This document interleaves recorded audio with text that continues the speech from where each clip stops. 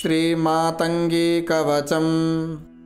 श्रीपार्वत्युवाच देवदेव महादेव सृष्टिसंहारकारक मातङ्ग्याः कवचं ब्रूहि यदि स्नेहोऽस्ति ते मयि। शिव उवाच अत्यन्तगोपनं गुह्यं कवचं सर्वकामदं तव प्रीत्या मयाख्यातन्नान्येषु कथ्यते शुभे।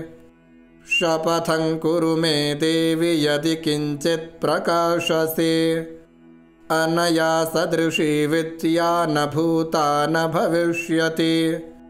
ध्यानम् शवासनां रक्तवस्त्रां युवतीं सर्वसिद्धिदाम् एवं ध्यात्वा महादेवीं पठेत् कवचमुत्तमम्।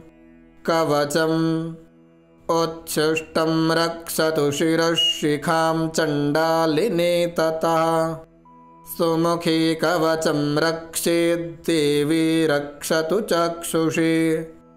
महापिशाचिनी पायान्नासिकां ह्रीं सदावतु ठः पातु कण्ठदेशं मे ठः पातु हृदयं तथा ठो भुजौ बाहुमूले च सदा रक्षतु चण्डिका। ऐं च रक्षतु पादौ मे सौः कुक्षिं सर्वतः शिवा।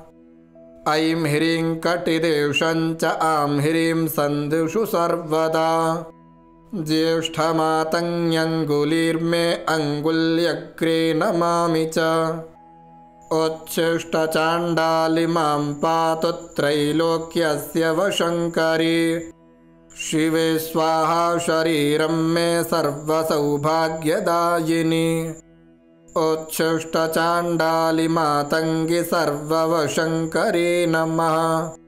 स्वाहास्तनद्वयं पातु सर्वशत्रुविनाशिनी अत्यन्तगोपनं देवि देवैरपि सुदुर्लभम् भ्रष्टेभ्यः साधकेभ्योऽपि द्रष्टव्यं न कदाचन।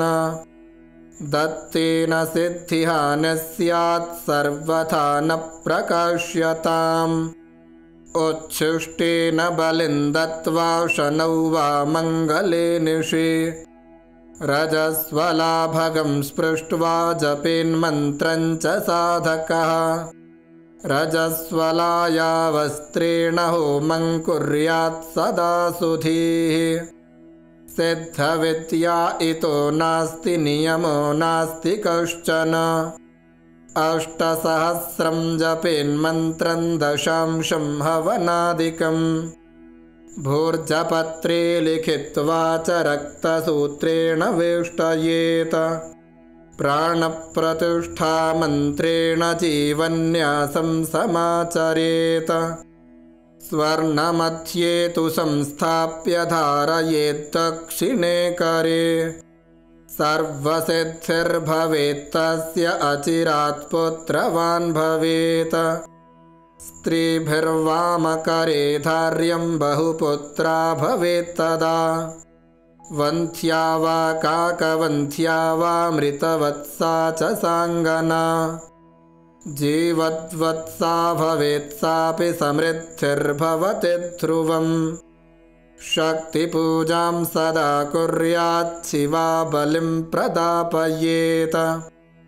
इदं कवचमज्ञात्वा मातङ्गी यो जपेत् सदा तस्य सिद्धिर्न भवति पुरश्चरणलक्षतः।